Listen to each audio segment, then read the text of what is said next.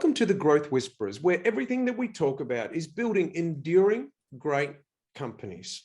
My name's Brad Giles, and today I'm joined, as always, by my co-host, Kevin Lawrence. Hello, Kevin. How are things today with you? Things are great.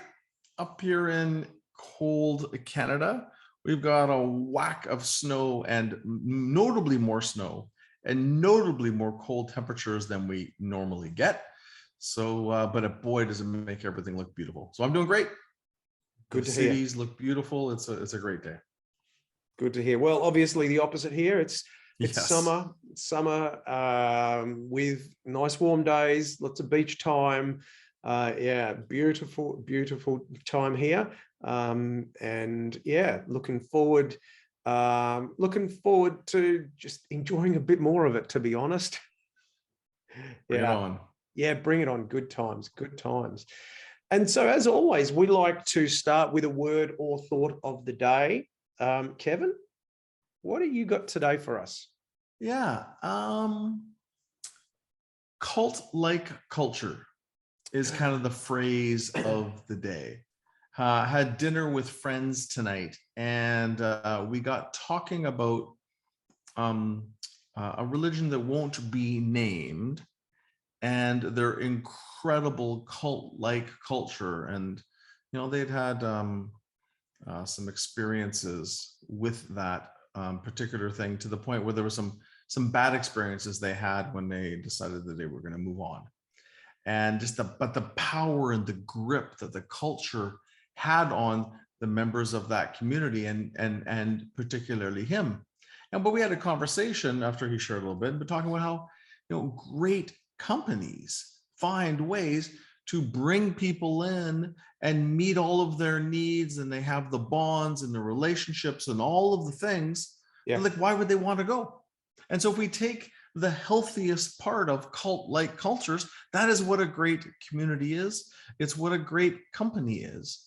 And and thinking about the companies that we work with and thinking our own firm, what does it take to have that cult-like culture? That's awesome. That's awesome. Yeah, culture. It's so evasive for many people, but or for many companies to get what they think might be right. Maybe they think they've got a good one, but having a conscious culture, or consciously building the kind of culture that you work with to build your strategy, or that aligns with the needs of your strategy and your customer. I mean, that's where the real gains are made, isn't it? Yep, sure is. How about you? What's your word of the day? Yeah, so mine, funnily enough, was strategy culture. So yeah, some weird words there, but what's your strategy to build your culture?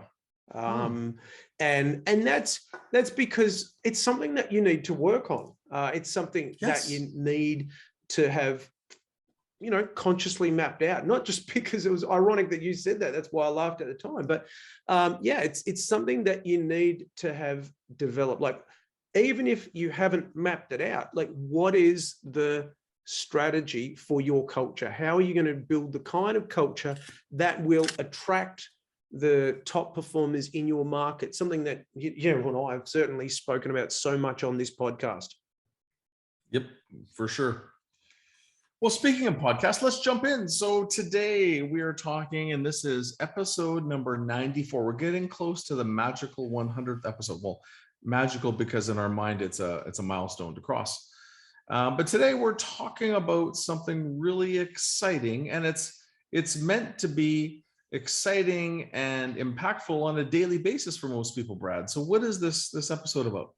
Yeah, so over the last few weeks, we've gone through the annual meeting, the quarterly meeting, the monthly meeting, the weekly meeting, and today we rounded out with, of course, the daily execution meeting.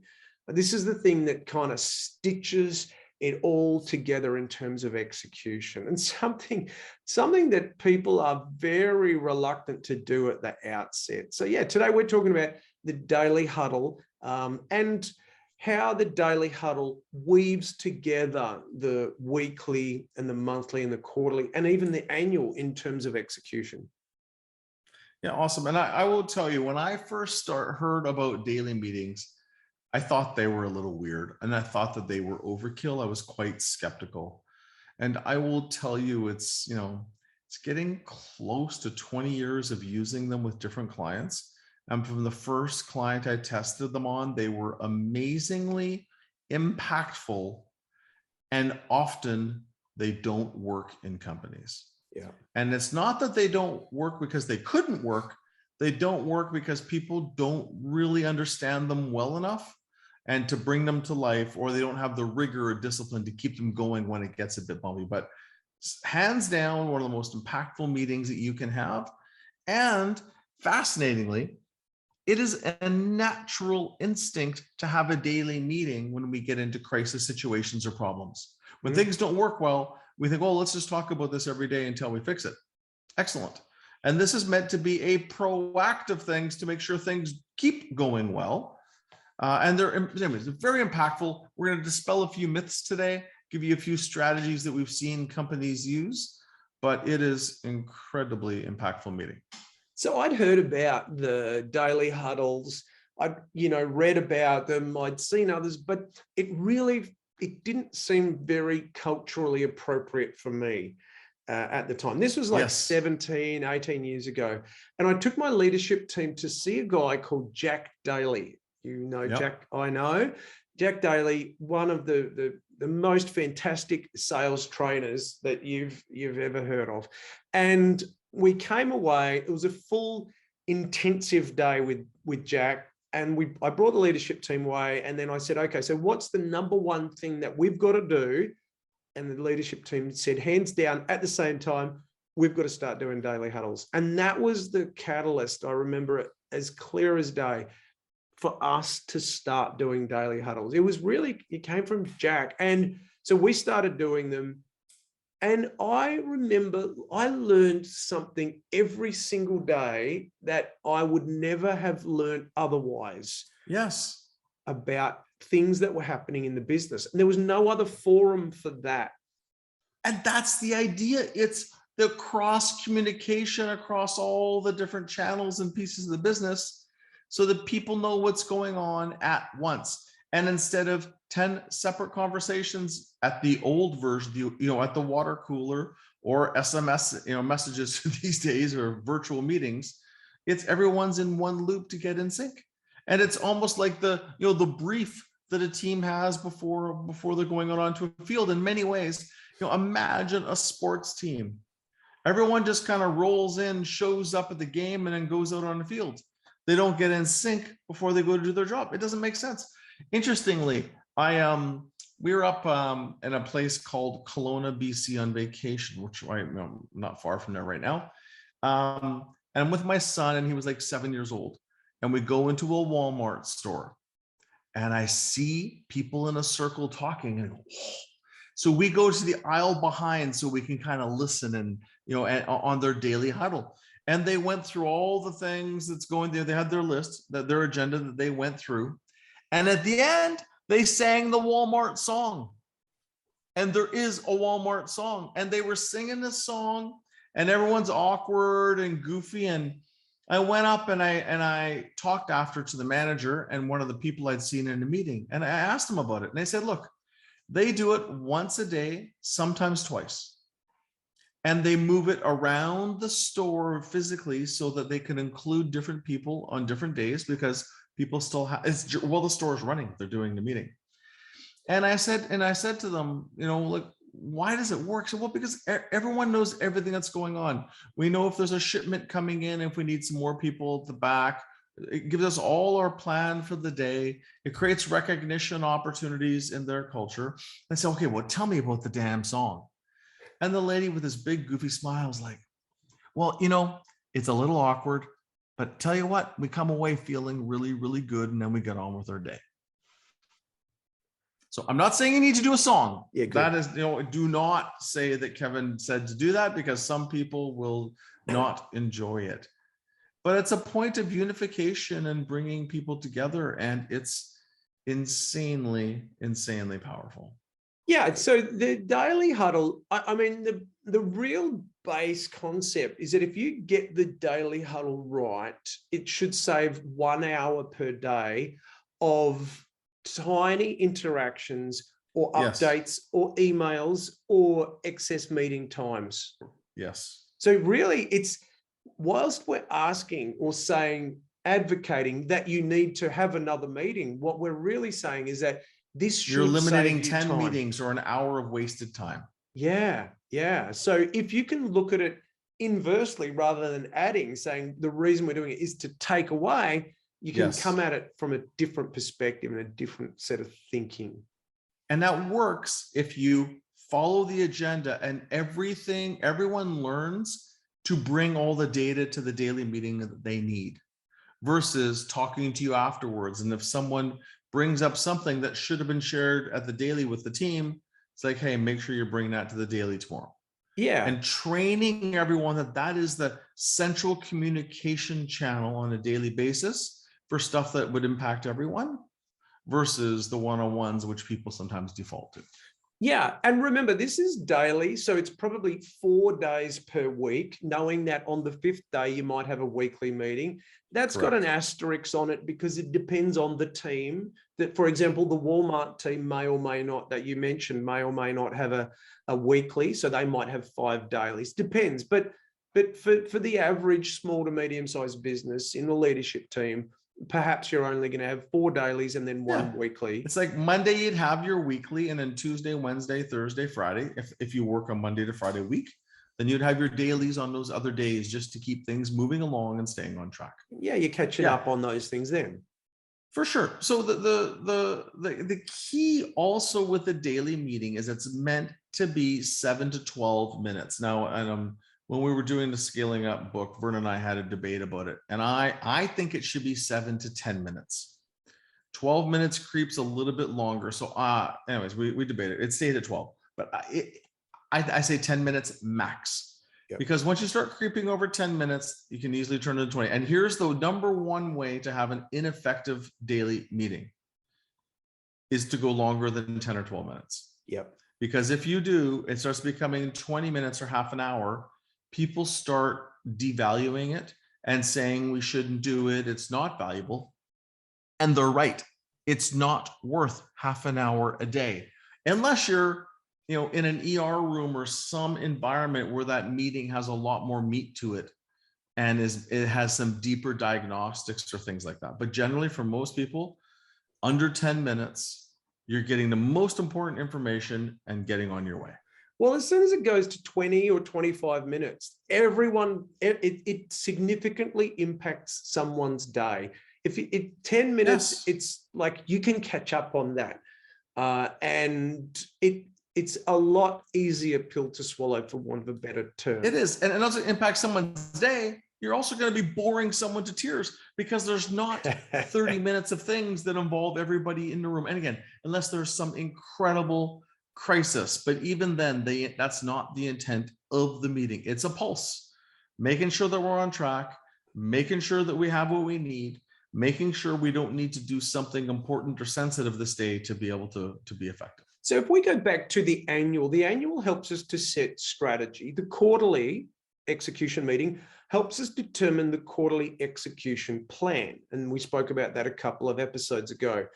And then we go to the monthly, and then we go to the weekly. And so in the weekly, what we're really saying is, this is how I'm going to execute this 1/13 of this quarterly plan, or this is where I'm at in terms of my quarterly progress.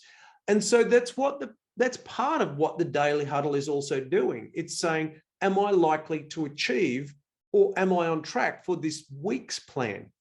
Yeah. Because that's a week's plan is a part of the quarterly plan. Yeah. And so it's basically making sure that we have an effective day. And one of the questions, the third thing we talk about in the agenda is about making sure you have everything you need to have a successful day. And it's critical to make sure that you're having a great day. So let's jump in to the agenda itself, shall we? Oh yes. And it's simple and it's quick. It's got to be. It's 3 questions, and then sometimes people will customize it and add something else. And be careful about adding too much. Like a lot of things you can do. But the first thing is, it's 2 words with a question mark. It's what's up. What's up?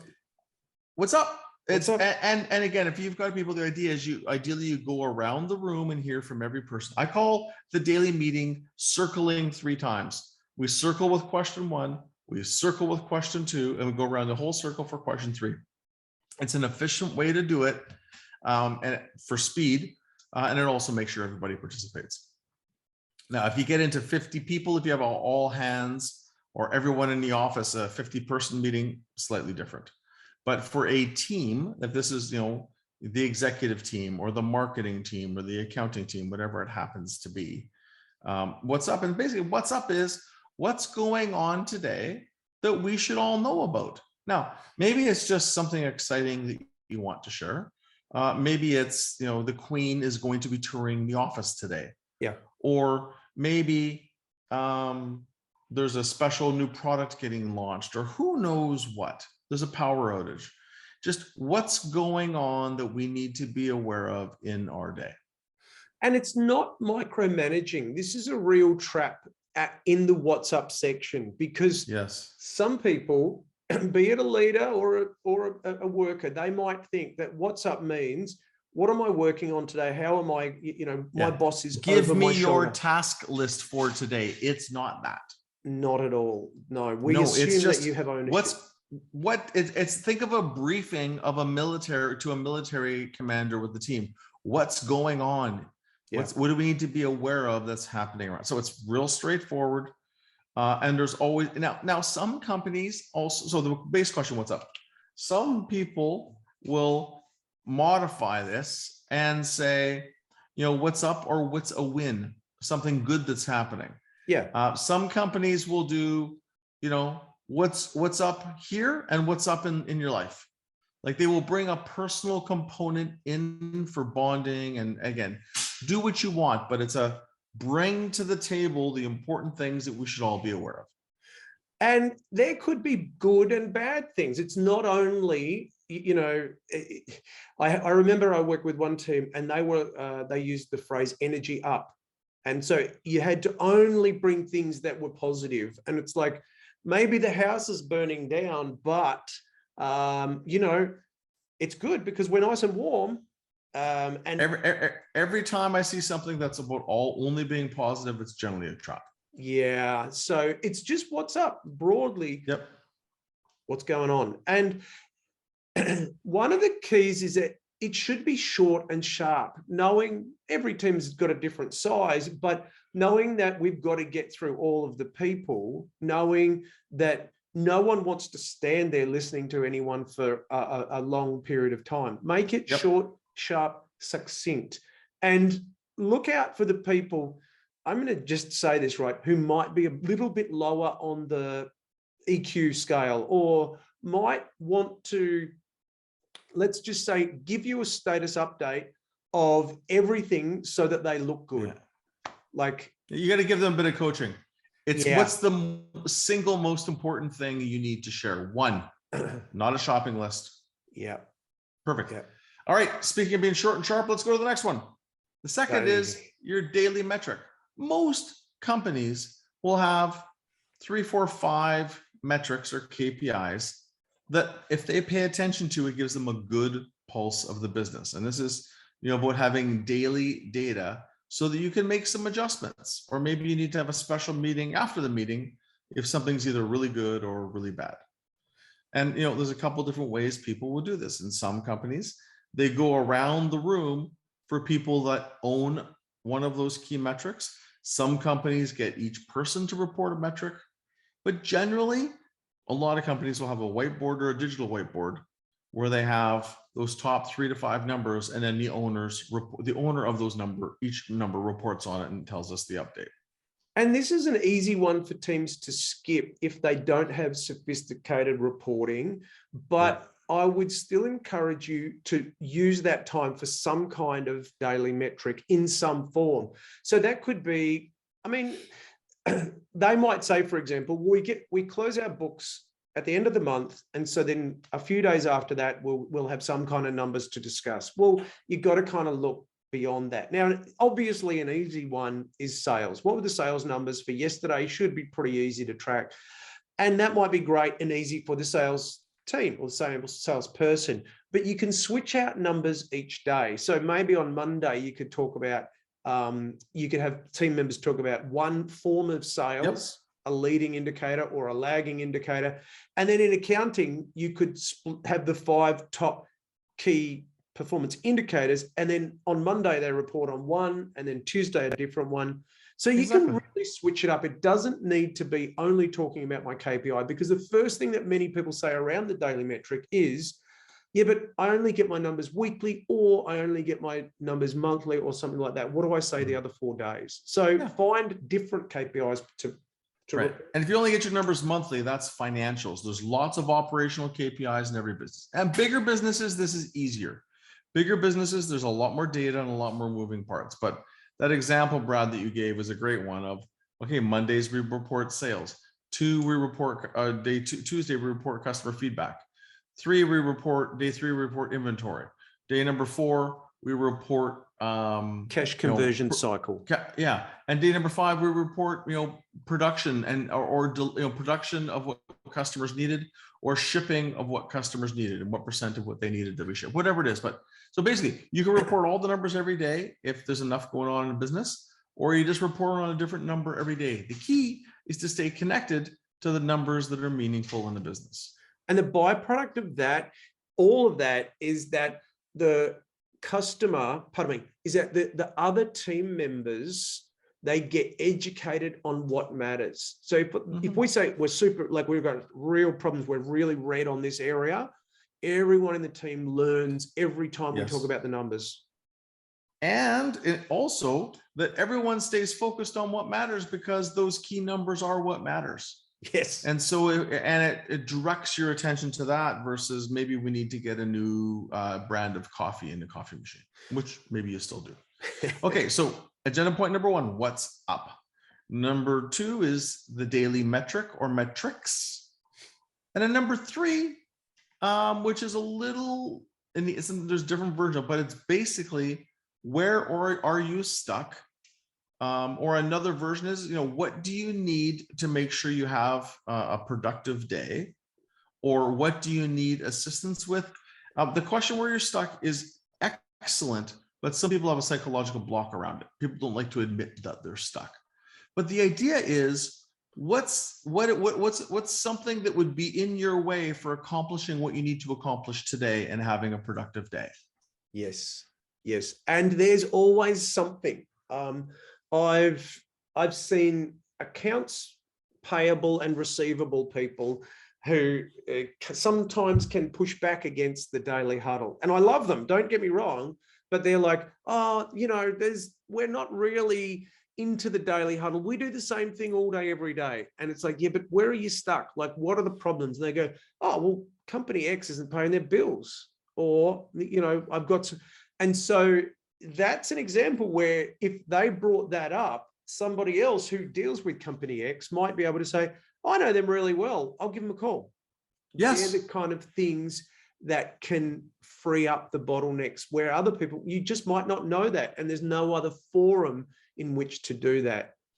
Right. So there's 2 things. Sometimes things that you're stuck on are things that you can fix yourself, and just thinking about it and articulating it benefits you. Sometimes it's an opportunity for a colleague to help you. For example, I worked with a large auto group, a multi-brand auto group in another country. And I remember that the CEO of that business, there was a substantial business, loved the daily meeting once I got him to start doing it. He said it was one of the best things he ever did. And he gave me an example of one of the meetings. There was the guy who ran a Jaguar brand. And when you're saying where you're stuck, like, I got these 4 units I can't move. It's last year's model. I need to move them. The new ones are here this week. We got to do something. And a guy on the other side of the room who's actually responsible for different brands goes, you know what? I think I know somebody who will take them. Someone just asked me for something, and I think this could fit the bill. So again, just in one meeting, they moved 4 units that were stuck, like dead stock.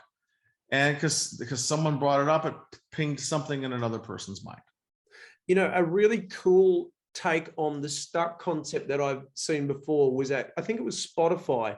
At Spotify, they work in small teams, let's say of 4 or 5 people, and they work in clusters of workstations. And at each cluster, they had to whiteboard adjacent, and they always had to write where they were stuck on the whiteboard nearby. Right. Yeah, so everyone always knew where each of the teams were stuck as they walked by, and all of the team members knew what they were stuck on. That's good. As much as it is important for other people to know that and potentially fix it, it's good for you to know, because it's an opportunity for you to prioritize that stuck item. Yeah, because it burns up a lot of energy when you're stuck on, and you can go lateral when you could be finding a way to go forward. All right. Let's move on. The next point, and there's different add-ons people have done. I've seen people do joke of the day. You know, we've also, you know, Brad and I, we've seen other people do word of the day. I've seen one company where it was in the Middle East, and they did the Arabic word of the day. Everyone was English speakers. There was one member on a team that spoke Arabic, and they're a country that speaks Arabic. And so everyone was learning a new Arabic word every day. So there's tons of different iterations or add-ons people have done beyond those 3 questions. But don't let it go past 10/12 minutes. Exactly, which is the danger of adding anything else. So we got 3 things. What's up? Daily metric. Where are you stuck? 3 things. And feel free to do other things around it. But if you get away from those 3, it just gets riskier. They're all there for a reason. I've seen another one, which is the opportunity of the day. Yeah. So anyone bringing any, but you know, like these things are designed to speed up the business, to free up, as we said earlier, about an hour a day. They're designed to align the team, bring everyone together into this regular pulse. Also, they heal relationships.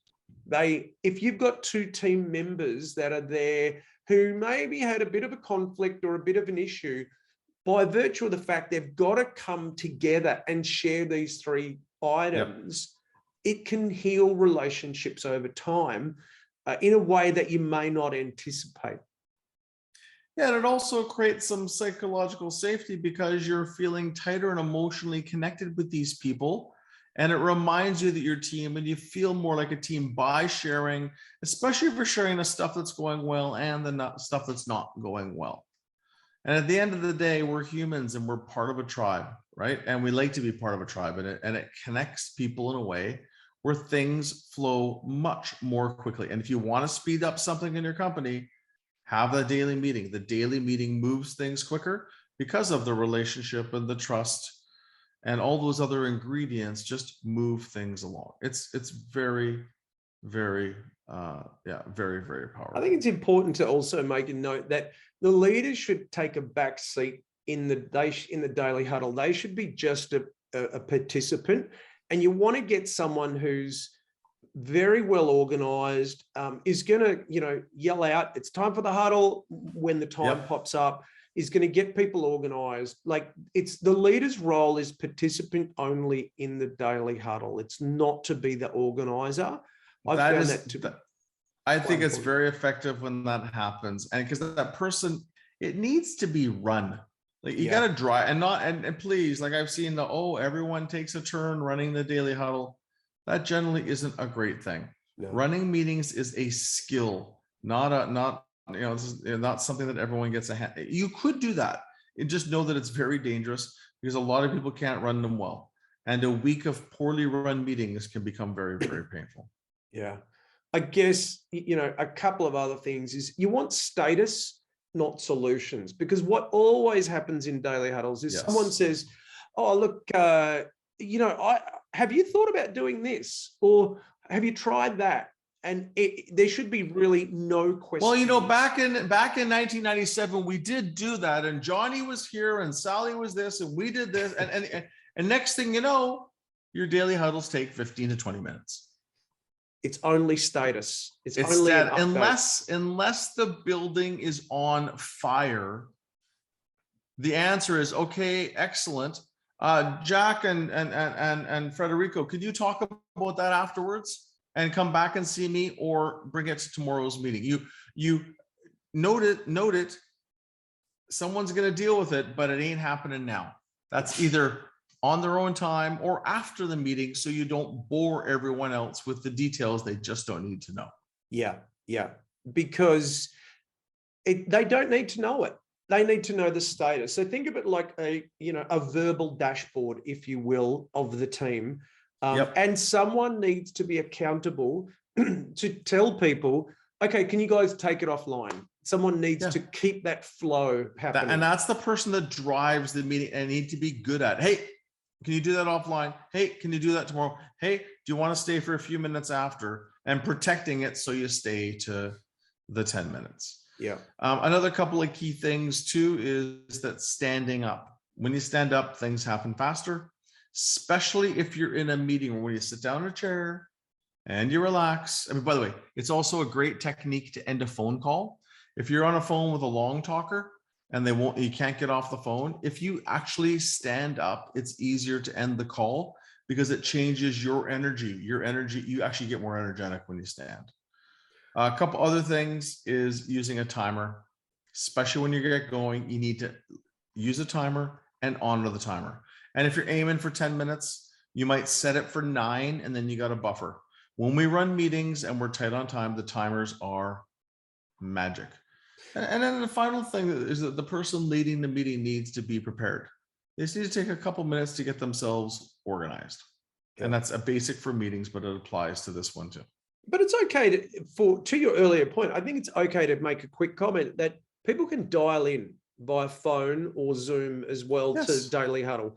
Just because we work in a remote world nowadays, there's no reason that you can't have daily huddles. I've got many teams that I work with that do daily huddles at the same time, and it's just a dial-in meeting, and you can still cover up the same items. It's been that way for years for many companies. Yeah, people just dial in. Actually, in many cases, it's more efficient than again, depends on your company and your structure. Just to kind of wrap up, I'll share a quote from a CEO worked with out of Vancouver. His name was Roger Hardy, and he built a company called Coastal Contacts. And when I interviewed him for the Scaling Up book, we talked about the huddles, and he said, Kevin, it's like brushing my teeth. It's one of these things. If I don't realize how important it is until I miss a day. Yeah. And he said for him, it was just a basic of how he ran his business. He could be in sync with his executive team, who were in sync with their teams. And it allowed him in 10 minutes a day to do his job really, really well. And when he didn't do it, he felt like he was disconnected from the business. It was a big, big gap. Yeah. Yeah. Good stuff. Good stuff. Well, do you want to move to wrap it up then, Kev? Let's do that. So the idea here is that basically it's 7 to 12 minutes. Ideally, under 10 minutes is a good rule of thumb. Leave yourself a little buffer there to get everyone on track and focused for the day and the whole team in sync with the intent of getting things to move along faster because we're all in absolute harmony and walking lockstep with each other. Again, it's not rocket science. When things get weird, we intuitively think that we should have a daily meeting to get things back on track. We're just doing it proactively. And Brad, you want to roll through the agenda? Yeah, so we begin, it's 3 questions. Make it simple, make it short, make it a status update. So the first one is what's up? 2 words, what's up? Status update for you, your role, your area. Daily metric, we spoke about the numbers that you need to bring and how there's different variations that you can do on that depending on your role. And then where are you stuck? Everyone gets stuck. If you're not stuck, then you probably might not be doing work if you're not getting stuck regularly. So everyone gets stuck, and sure, you can get a leave pass once in a while, but everyone gets stuck. So with that very simple agenda, that kind of rounds out what we've got to do. There are other things you can do in there, but exercise caution when you're bringing things in, because the absolute is you've got to keep it under 10 to 12 minutes. And so, yeah, that's kind of where we're at. We went through those other things. So with that, let's move to close, Kev. This has been the Daily Huddle. This rounds out the meeting rhythm, the series that we've done over the past few weeks. Again, annual, quarterly, monthly, weekly, and then daily. And this is the essence of really a great execution foundation. You can find, it is. yeah. And in this case, we're looking at it's 10 minutes a day with your team to be in sync and focused and flushing out obstacles. Weekly, 60 to 90 minutes to focus and reset around the company goals that you're trying to achieve that quarter. Monthly, a half a day to dig deeper on strategy, get in sync around some education and become a more capable team. Quarterly, review how you performed, reset your goals for the next 90 days. And then annually, zoom out and look at the whole thing, look at your strategy and all of your pieces of what you're doing. And the daily is that, that foundational piece that you're going to do a couple hundred times a year that helps you to be more successful. So thank you guys for listening today. This has been the Growth Whispers podcast with Brad Giles and Kevin Lawrence. For the YouTube version or the video version, go to youtube.com, look for The Growth Whispers. And to subscribe to our newsletters individually or contact either one of us, you can reach Brad at evolutionpartners.com.au and Kevin at lawrenceandco.com. Have a wonderful week.